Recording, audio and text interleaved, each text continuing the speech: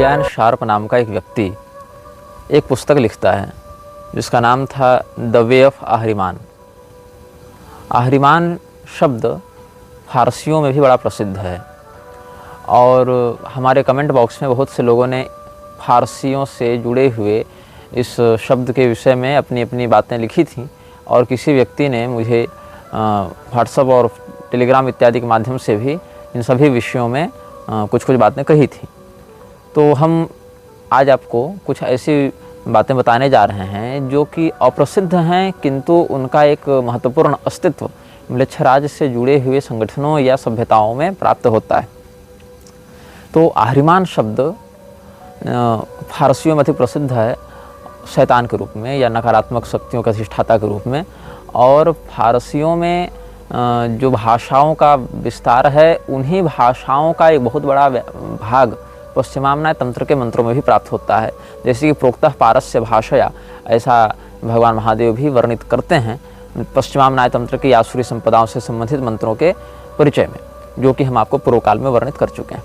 तो ये क्या लिखता है ये व्यक्ति, जिसका नाम है ब्रियन शार्प, ये लिखता है, it is time for those of us who know Ahriman is the true God to stand up against the world. We are the true adversaries who stand up against the satanic community, and let it be known that our God is not a symbol. He is the omnipotent force in the universe that causes chaos to keep evolution moving ever forward. Our God is not a loving, caring, personal God. Ahriman is on everybody's side, and he allows natural law to weed out the weak and unworthy. Let it be known, if you are in tuned to his plan, you are in his favor. With accomplishment comes reward.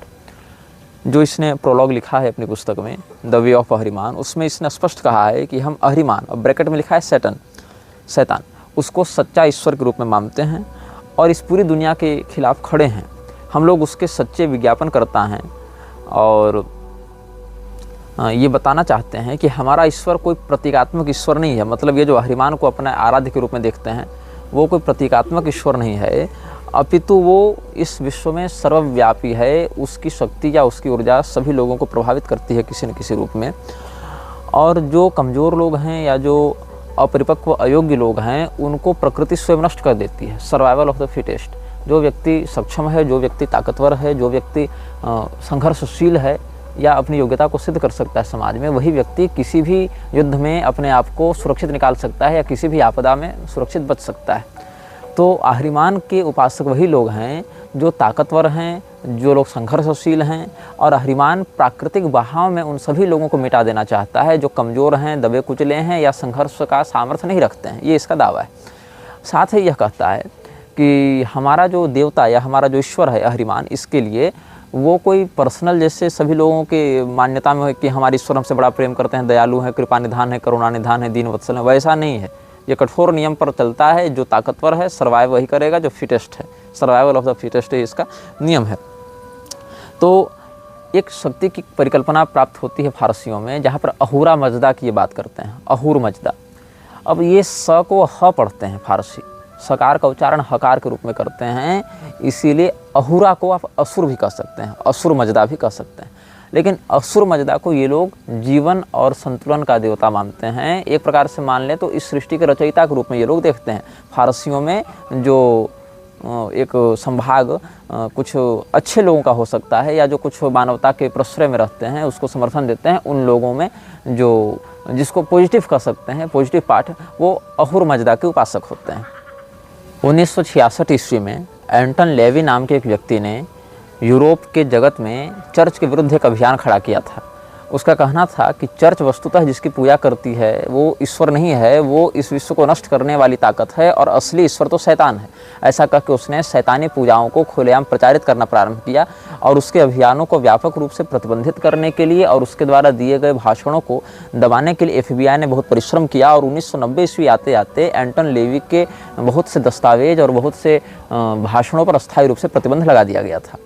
क्योंकि church में विद्रोह हो रहा था, क्योंकि एंटन levy ने church से जुड़े हुए ऐसे बहुत से गुप्त रहस्य सार्वजनिक कर दिए थे, जिससे वो सिद्ध कर रहा था कि ये लोग जीसस और गॉड के नाम पर जो कर रहे हैं वो दरअसल सैटनिज्म है, वही इविल है, और हम जो कर रहे हैं वो वास्तविक ईश्वर का प्रतिनिधित्व करता है। तो एंटन लेवी से बहुत अधिक प्रभाव था ये व्यक्ति, जिसके बारे में हम आपको बता रहे हैं, जिसने पहले लिखा है हेल अहरिमान, मतलब अहरिमान की जय हो, इस प्रकार से उद्घोष कर रहा है। और इस व्यक्ति का नाम है Brian Sharp, Reverend Brian Sharp. म्लेच्छराज के उपासक एक साझी चेतना का प्रयोग करते हैं, मतलब एक कॉमन सर्वर का प्रयोग करते हैं। जैसे आप किसी कॉर्पोरेट में काम कर रहे हो तो आपको एक सर्वर आईडी दी जाती है, उस सर्वर पर सारे डाटा फाइल्स इंक्लूड रहते हैं, आपको एक आईडी दी जाती है, फिर आप कलेक्टिवली उस आईडी में का प्रयोग करके वहाँ घुसते हैं और वहाँ पर जो भी जानकारी दी जाती है उसका प्रयोग करके अपने काम को आगे बढ़ाते हैं। तो कलेक्टिव सर्वर दिया जाता है कॉर्पोरेट में काम करने वाले लोगों के लिए। किसी प्रोजेक्ट पर काम कर रहे हैं 10 लोग, तो 10 के पास एक कॉमन सर्वर तो होगा ही उस प्रोजेक्ट से चीज़ें जो जुड़ी हैं उनको बातों को साझा करने के लिए, डाटा निकालने के लिए।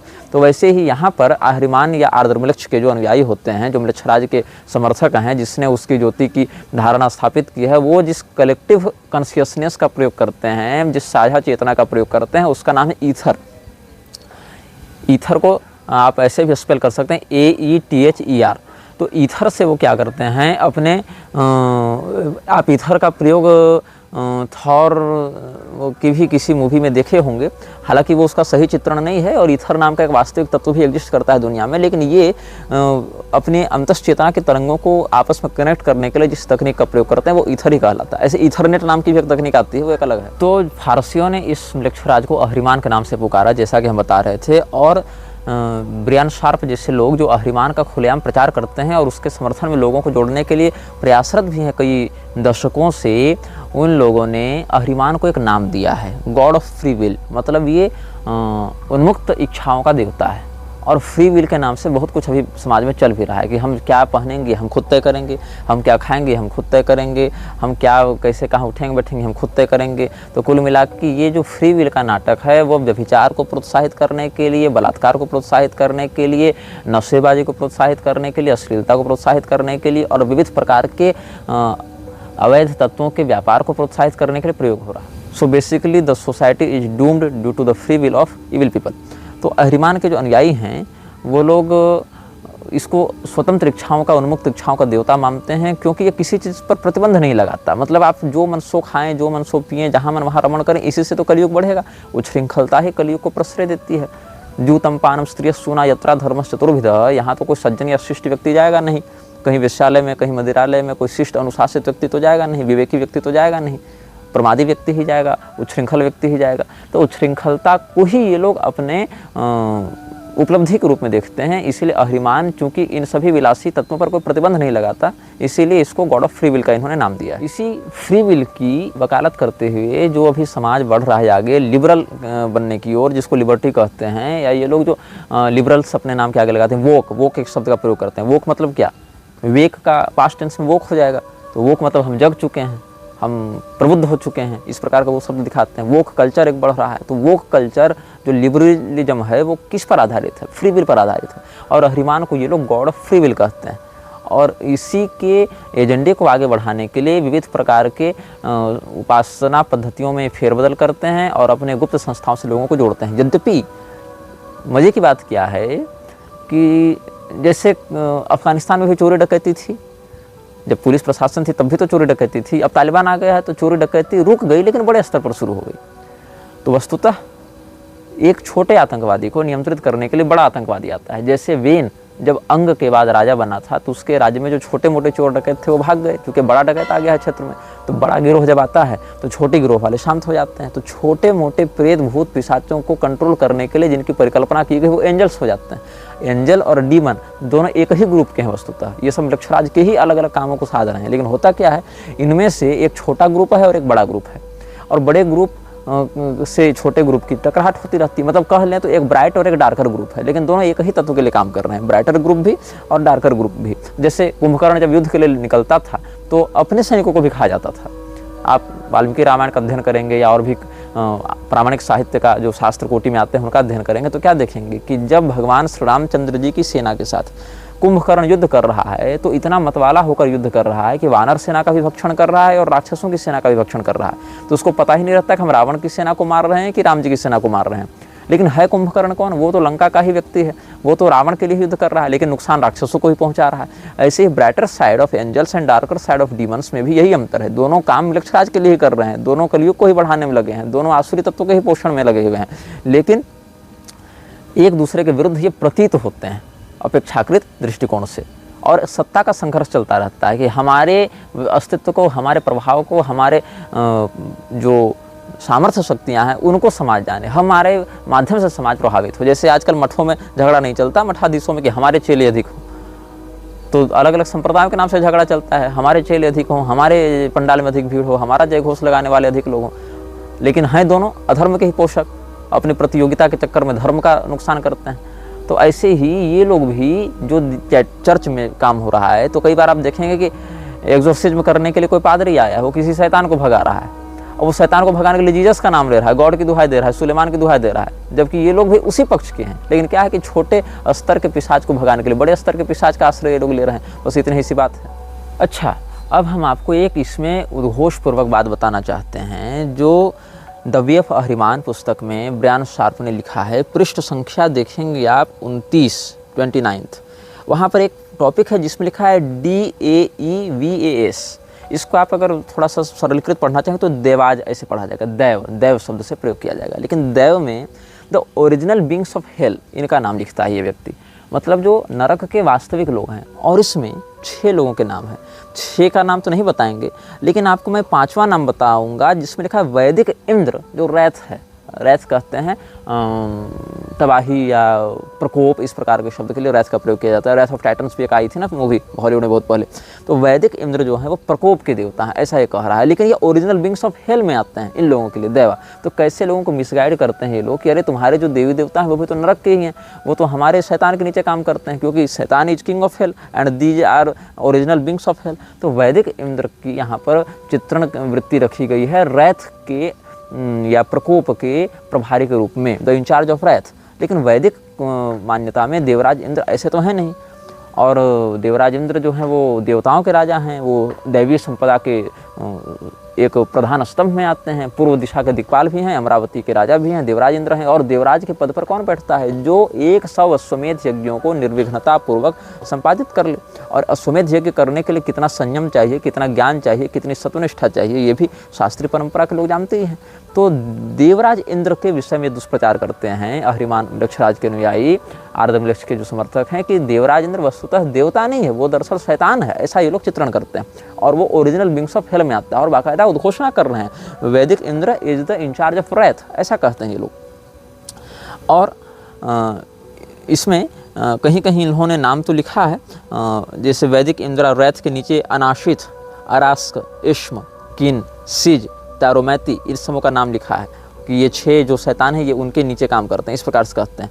और वरुण को भी इन्होंने रखा है, जो वरुण को इन्होंने रखा है अननेचुरल लस्ट, मतलब अप्राकृतिक वासना का देवता वरुण है, इस प्रकार से लोग दुष्प्रचार कर रहे हैं। कहते हैं कि these are the original beings of hell and should be respected as such, that is why we evocate them. They hold command to assure that tasks are handled properly. Remember, they are demons and you will need to be as specific about your desires and also be ready to accept the consequences for calling them forth for your bidding.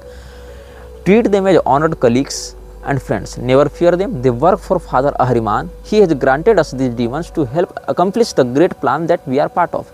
तो ये क्या कहते हैं कि हमारा जो परम पिता अहरिमान है, मृक्षराज है, ऐसे मृक्षराज शब्द का इन्होंने प्रयोग नहीं किया है, वो तो हम लोग कोड में कहते हैं।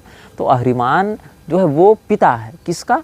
इस पूरे विश्व का, ऐसा ही कहते हैं। मतलब वो ओमनीपोटेंट है, वो विश्व का सर्वव्यापी तत्व है और सभी व्यक्ति में के अंदर बैठा हुआ है। और जो कमज़ोर हैं, जो असफल हैं, जो संघर्षहीन लोग हैं, उनको इस प्राकृतिक व्यवस्था से हटाने का वो काम करता है, मिटाने का काम करता है। केवल सफल और समर्थ लोगों का ही वह राजा है। और इसी बात को आप देखेंगे तो हूर पार्क रात के मंत्री एवास था, वो अय्यास ही, लेकिन हमने भ्रम में अय्यास कह दिया। जो हूर पार्क रात का मंत्री एवास था, जिसने अल्स्टर क्रॉली को बुक ऑफ लॉ पढ़ाई थी, उसमें भी एक सेक्टर ऐसा आता है जहाँ कहा जाता है कि मैं दयालु नहीं हूँ और मैं लोगों पर तरस खाने के लिए नहीं आया हूँ और मैं कोई केयरिंग नहीं हूँ, मैं केवल समर्थ और प्रतिष्ठित, धनी और पराक्रमी लोगों के लिए ही तैयार हूँ और उन्हीं का समर्थन करता हूँ। तो इसी बात को यहाँ भी जो ब्रायन शार्प है वो लिख रहा है और यह दावा करता है कि जो वैदिक इंद्र हैं और जो वरुण हैं ये सब बड़े बड़े देवता भी अहिरिमान के लिए काम करते हैं। और ये सब वस्तुतः देवता नहीं, ये सब डीमंस हैं, ये सब शैतान हैं, ये सब राक्षस हैं, असुर हैं, और ये सब हमारे लिए हमारे पिता अहिरिमान के द्वारा भेजे गए हैं, इसलिए इनका आवाहन करके हम अपनी इच्छानुसार कार्यों को कराएंगे। इस प्रकार से लोगों के मध्य भ्रम का प्रसार करता है। तो तमोगुण का प्रसार जब किया जाता है तो क्या कहा जाता है? सर्वार्थान विपरीतांश बुद्धि सापार्थ तामसी। जो सभी बातों का उल्टा अर्थ बताए वो तामसी बुद्धि होती है, और इसी तामसी बुद्धि का प्रसारण करके कलयुग को बढ़ोतरी दी जाती है। तो कलयुग को बढ़ाने के लिए जो भ्रामक बातें हैं, देवता को असुर बना देना और असुर को देवता बता देना, तो अहिरिमान जो नकारात्मक तत्व है उसको ये लोग कह देते हैं कि यही सच्चा ईश्वर है, और जो देवराज इंद्र हैं, वरुण हैं, उनको ये लोग नेगेटिव बताते हैं। और अगर कहीं पॉजिटिवली इनको पोर्ट्रेट भी करना पड़े तो अहिरिमान से नीचे दिखाते हैं कि Ahriman is the father of universe and वैदिक Indra and Varuna work under him and these are not gods, these are demons and the duty of these demons is to serve the followers of Ahriman. ऐसे आप समझ सकते हैं इस बात को। इसके बाद इसी पुस्तक के पृष्ठ 37 में एक सेक्टर इसने दिया है, dictionary of the infernal gods. Infernal gods मतलब जो नकारात्मक तत्व को प्रतिनिधित्व करते हैं, या नकारात्मक हैं, या थोड़े निम्न स्तर के हैं, या अंडरवर्ल्ड से रिलेटेड है। अंडरवर्ल्ड मतलब वो दाऊद इब्राहिम वाला नहीं, वो तो मूर्ख है जो वहाँ वही छिपा हुआ है अंडरग्राउंड होके। उसको तो बाकायदा आना चाहिए था, महामंडलेश्वर बनता भी, किसी अखाड़े का भी माहौल बना हुआ है। तो डिक्शनरी ऑफ इन्फर्नल गॉड्स, उसमें कितनी चतुराई से शैतानों के नकारात्मक तत्वों के नाम के बीच में सनातनी देवी देवताओं को घुसाया गया है, ये आप अनुभव करेंगे। जब इस पूरी सूची को हमने बारीकी से देखा, समझा, तो बहुत से नाम ऐसे हैं जो वास्तविक पिशाचों की पूजा जिनकी होती है, जिनकी उपासना पद्धतियाँ प्राप्त होती हैं, जिनके उपासक वास्तव में पश्चिम जगत को आतंकित किए हुए हैं, और उनका व्यापक प्रभाव पूर्वी गोलार्ध पर भी पड़ रहा है। लेकिन जो यहाँ पर कह रहे हैं, Behold the demons of our labor, the infernal gods are defined by place of origin, attributes and other information, इस प्रकार से कह रहे हैं। और इसमें जो सूची है उसमें से 6 का निष्कासन कर दिया गया था। 6 were discarded and the region is within the dictionary। और इसने चर्च ऑफ सैटन की स्थापना की थी, जो एंटन लेवी था उसने चर्च ऑफ सैटन की स्थापना की थी, और सैटनिक बाइबल में लिस्ट किया था इन देवताओं को या शैतानों को, या जो भी इनको आप नाम दें, लेकिन ये डीमंस कहते हैं। और सैटनिक बाइबल में, शैतान की बाइबल आप मान सकते हैं इसको, उसमें जो इन्फर्नल गॉड्स की सूची दी हुई है उसमें आर्दमलेक्ष का भी नाम है। आर्दमलेक्ष का नाम है, उसमें क्या लिखते हैं, हिब्रू भाषा का शब्द है ये आर्दमलेक्ष, ऐसा लिख रहे हैं ADRAMELECH, तो अदरा मेलेच शब्द आ जाएगा, लेकिन वो आर्दमलेक्ष है वस्तुतः।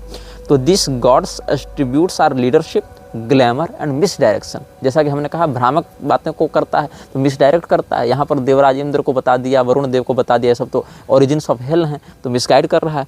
तो ये सब करते हुए एस्मेडियस का भी नाम इसमें है। This god's attributes are of lust, knowledge of the past and influence, इस प्रकार से बता रहे हैं।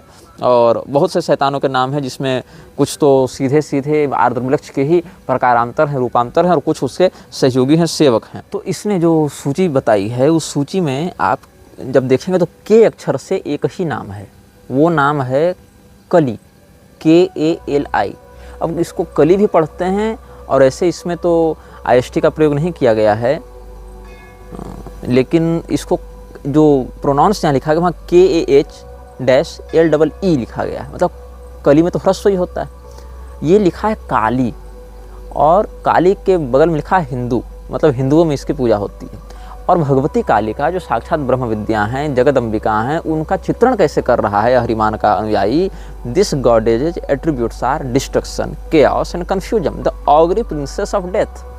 क्या लिखता है कि ये जो देवी है ये तबाही की देवी है, और विध्वंस की देवी है, और भ्रम की देवी।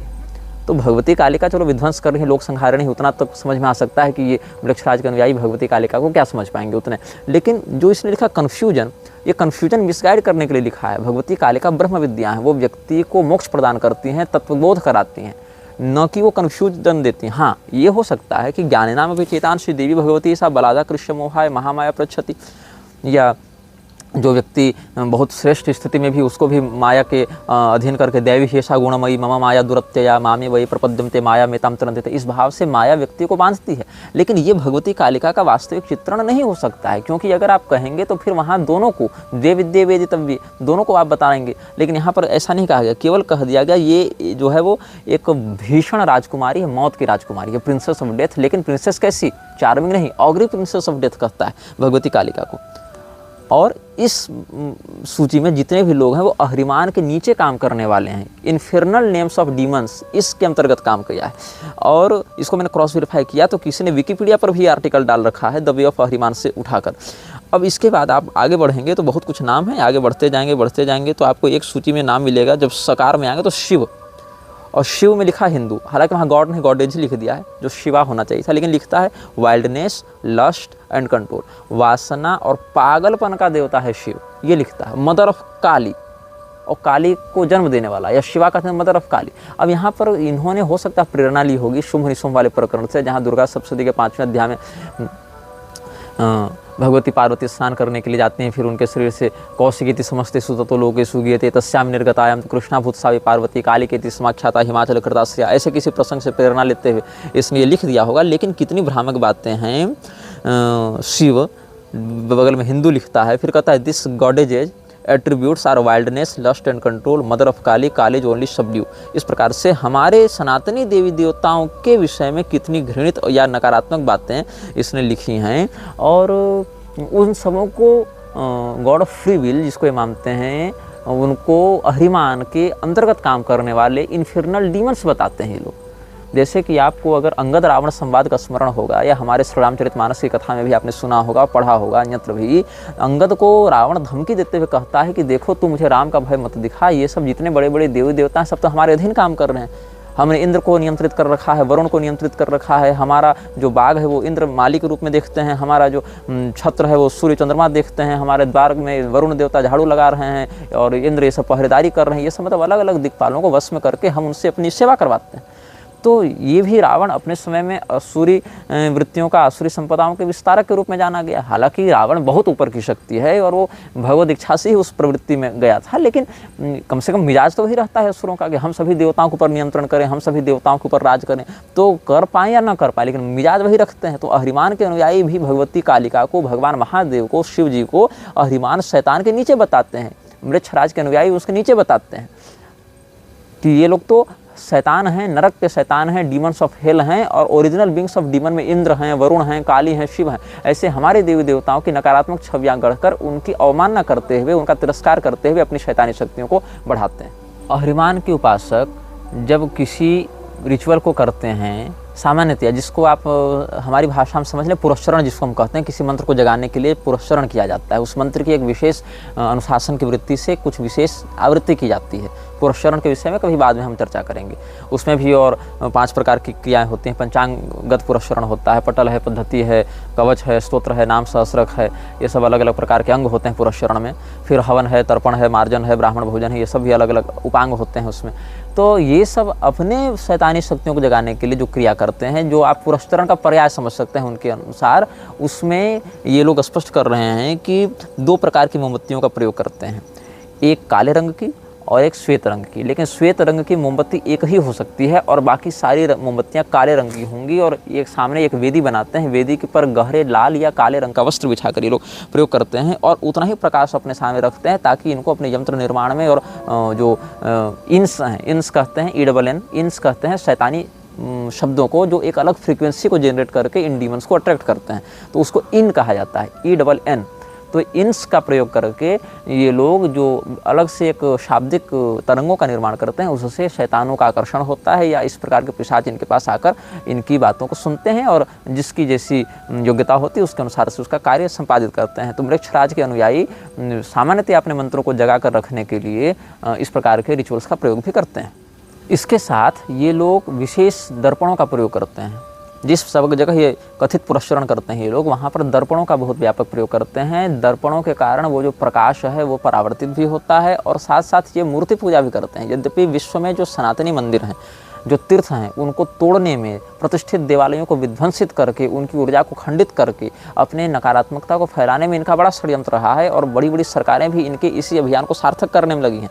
भारत में भी बहुत से देवालय इसी षड्यंत्र के आधार पर तोड़े जाते रहे हैं और बड़े बड़े चैत्य वृक्षों को विध्वंस के माध्यम से हटाया जाता रहा है, ताकि उनसे जुड़ी हुई शक्तियों का वह किरण खंडित हो और म्लेच्छराज की शक्तियाँ वहाँ पर विशेष प्रभाव कर सकें। इसीलिए कॉरिडोर के नाम पर या विकास के नाम पर या तीर्थ स्थलों के डेवलपमेंट के नाम पर, टूरिज्म को प्रमोट करने के नाम पर जो है बड़े बड़े पुराने वृक्षों को, देवालयों को नष्ट करके उनके साथ जो शक्तियाँ जुड़ी हुई हैं उनके कनेक्शन को तोड़ने का षड्यंत्र किया जाता है। और लोग इसको विकास का नाम दे देते हैं। मूर्ख लोग इसको पीछे के षड्यंत्र और उद्देश्य और प्रायोजक को न समझने के कारण उनका ही समर्थन और यशोगान करते रहते हैं। तो यहाँ पर मूर्तियों को भी ला ला कर ये लोग पूजा करते रहते हैं और भारत से बड़ी मूर्तियाँ ये लोग चुरा चुरा कर विदेश ले जाते रहे हैं, जिस पर हम बाद में सप्रमाण चर्चा करेंगे। पूरे उपलब्ध रिकॉर्डों के साथ हम चर्चा करेंगे कि कब कब किस किस समय कौन कौन सी प्रतिष्ठित मूर्तियों को कहाँ कहाँ ले जाया गया। इसकी हमने काफ़ी लंबी शोध वृत्ति से जांच पड़ताल की है। बहुत से लोगों के रिसर्च पेपर्स और कोर्ट पेपर्स का भी हमने आश्रय लिया है, जिस पर भविष्य में हम कभी बाद में इसी श्रृंखला के अंतर्गत चर्चा करेंगे कि कैसे हिंदू देवी देवताओं की मूर्तियों को चुरा चुरा कर ये विदेश ले जाते हैं और उनका प्रयोग करते हैं रिचुअल्स में। जैसा कि स्पष्ट कहते हैं, जो इन्फिर्नल डिक्शनरी जो हमने आपको अभी बताई, सबका नाम तो नहीं बताया हमने समयाभाव के कारण, लेकिन उसमें हिंदू देवी देवताओं का भी नाम, इंद्र, वरुण, काली, शिव इत्यादि का नाम है। तो लिखते हैं, gather idols of the infernal gods and demons, use other decor in the temple that reflects the power of hell. इस प्रकार से गाइड दे रहा है ये व्यक्ति कि सैटनिज्म यूजेज आइडल्स इन रिचुअल। ये जो उपासक हैं ये मूर्तियों का प्रयोग करते हैं ऐसे रिचुअल्स में, और उन देवताओं की मूर्तियों का प्रयोग करते हैं या पिशाचों की मूर्ति का प्रयोग करते हैं, जिनका नाम पहले डिक्शनरी में बता चुके हैं, जिसमें हमने आपको कई सारे हिंदू देवी देवताओं के नाम भी बताए जिनका नकारात्मक चित्रण किया गया है इस आलोक में। ये कोटिंग्स नाम का एक लेखक है। ये कोटिंग्स ने नवंबर 2000 ईस्वी में अपना एक संस्मरण साझा किया था। उन्होंने क्या लिखा है, ये कोटिंग्स ने, उसने एक पुस्तक लिखी थी किंगडम ऑफ फ्लेम, मतलब ज्वाला का साम्राज्य। आपको स्मरण होगा, हमने भी बताया था अनाम मिलक्ष की ज्योति की स्थापना लोग अपने हृदय में करते हैं और अलग अलग संस्थाओं के माध्यम से उसका प्रसार किया जाता है, लेकिन वास्तविक स्रोत का संदर्भ दिए बिना। तो किंगडम ऑफ फ्लेम, ज्वाला का साम्राज्य, इस नाम से एक पुस्तक लिखी थी ये कोटिंग्स ने। और ये कोटिंग ने एक बात लिखी, आप उसको ध्यान से सुनेंगे। In the month of November 2000 I was given a strange text by 3 strange men with the mission of deciphering and finding the practical applications of it within an occult setting. Working with the training and the resources of the Ordo Ascension Aeternalis, I completed this task the following year, releasing the results in a thesis manuscript to the order. ये coatings के पास नवंबर 2000 ईस्वी में 3 अज्ञात व्यक्ति आए और उन्होंने इसको एक पांडुलिपि प्रदान की और कहा कि इस पांडुलिपि में जो लिखा है उसको डिकोड करो, उससे संबंधित पूरी पद्धति का निर्माण करो और हमें दो। और ये कोटिंग्स मना नहीं कर पाया उससे जुड़ी हुई बातों को, और उसने उन तीनों अज्ञात व्यक्तियों के कहने पर पूरा काम धंधा छोड़कर 1 साल की मेहनत की और उन सारे मैन्युस्क्रिप्ट की जांच पड़ताल करके उसमें लिखी सारी बातों को तैयार करके एक पद्धति तैयार की और उन लोगों को दिया, जो उन्होंने प्रयोग में लाया। और कहता है ये लेखक कि I have entered all the gateways, summoned all the entities and performed all of the rites they were contained in that text. जब ये उस पांडुलिपि का अध्ययन कर रहा था ये लेखक, तो इसने उस पांडुलिपि में बताए प्रत्येक मंत्र की साधना की, प्रत्येक बताए गए एंटिटी को बुलाया, उससे संवाद किया, तभी तो पता चलेगा ना कि आगे क्या करना है। तो वहाँ दी गई पद्धतियों को डिकोड करके इसने वो सारे चीज़ किए और सारे के सारे द्वार खोले, सारे एंटिटीज़ को बुलाया, सारे के रिचुअल्स किए जो कोई लिखा हुआ था। और कहता है, इसने अपना अनुभव बताया, I have seen and I have proven without doubt that these beings do exist. इसमें कोई संदेह नहीं और इसमें कोई संशय नहीं कि मैंने उन्हें देखा और पूरे विश्वास के साथ मैं सिद्ध कर सकता हूँ कि वो उनका अस्तित्व है। And these kingdoms do hold reign in that region called regnum spiritus between this world and the next. लोक और परलोक के बीच में उनका कोई अस्तित्व है, कोई साम्राज्य है, जिसको अपनी लैटिन भाषा में इसमें रेगनम स्पिरिटस का है, मतलब आत्मा का संसार, उसका हिंदी में से समझें, आत्मा का संसार या भूतों का संसार इस प्रकार से कर सकते हैं, और उनका वास्तव में अस्तित्व है। और इसने बहुत ज़्यादा इसमें लिखा है, it was never made known to me और any other with which I have spoken who the original authors of this book were. इसने बहुत जांच पड़ताल की और बहुत लोगों से संपर्क किया, लेकिन ये कभी पता नहीं चल पाया इसको कि वो जो लिखा हुआ हस्तलिखित जिसके पास भेजा गया था 3 लोगों के द्वारा, अज्ञात लोगों ने जो दिया था नवंबर 2000 ईस्वी में, वो वास्तव में किसके द्वारा लिखा गया था, किसने उसको लिखा था। तो more likely it is the work of one who came before me, a grand emissary of the 18 flames, who set down on a paper the most basic information pertaining to these secrets। ऐसा ही लिखता है कि हो सकता है कि 18 ज्वालाओं का, यहाँ 18 शब्द का प्रयोग किया गया है, पता नहीं किस संदर्भ में, ये जांच का विषय है। 18 ज्वालाओं के जो स्रोत हैं वहाँ से कोई व्यक्ति ने इसको बैठकर लिखा था और मुझ तक पहुँचाया था, ऐसा इसने दावा किया है। और इसने बहुत सारे इसमें अध्याय लिखे हैं। किंगडम ऑफ फ्लेम कहते हैं, इसका जो सब टाइटल है वो है the grimoire of evocation and sorcery, और इसमें द स्केल्टन सिफर है। फिर आगे एक अध्याय द मैजिक स्क्वायर्स, इस प्रकार से एक अध्याय है। इनहेबिटेंट्स ऑफ द स्क्वायर्स ऐसे करके एक तीसरा अध्याय है। इसमें अलग अलग डीमंस के इसने नाम बताए हैं। और आइडन नाम का एक पिशाच इसके पास आया था और ये ज्वालाओं के दूसरे राज्य से आया था, और इसने कहा कि जो भी तुम संपत्ति चाहते हो, जो भी तुमको पैसा दौलत चाहिए वो हम देंगे, और in fact he will give even give more than is asked for, having summoned him and seen the remarkable results, I would love to evoke Laden daily and reap the benefits, knowing Laden, Laden नाम है उसका, हमको लग रहा है, या यार्डन भी हो सकता है, क्योंकि ये पूरा का पूरा फॉन्ट जो है वो थोड़ा भ्रामक लग रहा है मुझे, या लेडन नाम है या यार्डन नाम है।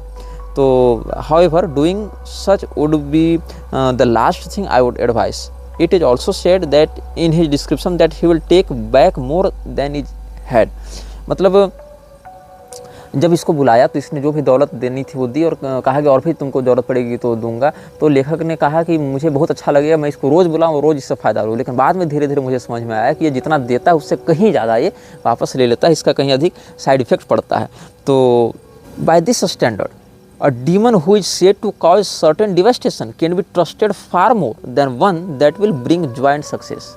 जो आपकी ज़िंदगी में खुशहाली और संपत्ति और समृद्धि लेकर आ रहा है, उस शैतान से अधिक भरोसा उस शैतान पर किया जा सकता है जिसका विनाश स्पष्ट है। मतलब 2 प्रकार के शैतान आपके पास आएंगे, एक कहेगा देखो मैं तुम्हें मार दूंगा, और एक कहेगा नहीं नहीं मैं तुम्हें खूब धन दौलत दूंगा। तो भरोसा उस पर करो जो मारने की धमकी दे रहा है, क्योंकि कम से कम सच तो बोल रहा है वो। इसीलिए जो शैतान तुमको धन दौलत संपत्ति इत्यादि दे रहा है, जो पिशाच तुम्हें प्रोस्पेरिटी दे रहा है, उसकी बातों का भरोसा मत करो। उसकी बातों का भरोसा करो जो खुलेआम तुमको धमकी देकर नुकसान पहुंचाने की बात कर रहा है, क्योंकि कम से कम इस मामले में वो सच बोल रहा है।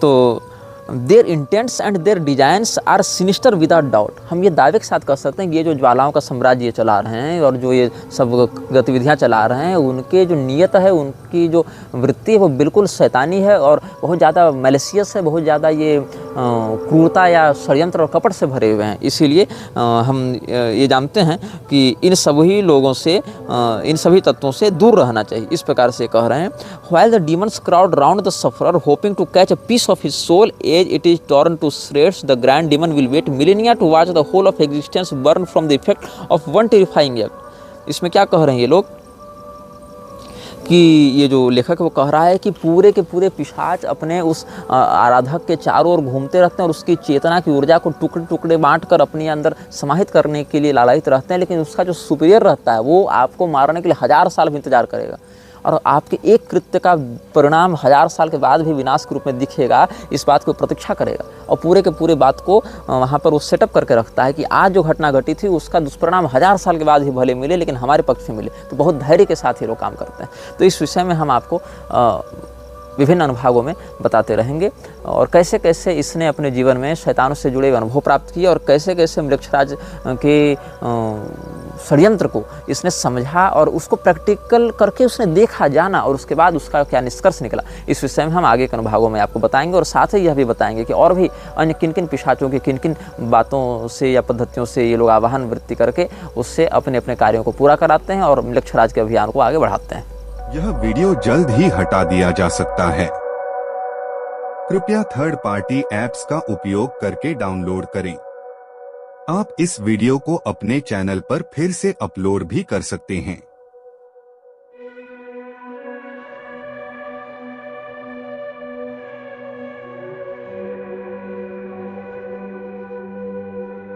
monetization. This video may get deleted soon. Please download using third-party apps. You may also re-upload this video on your channels. Thank you.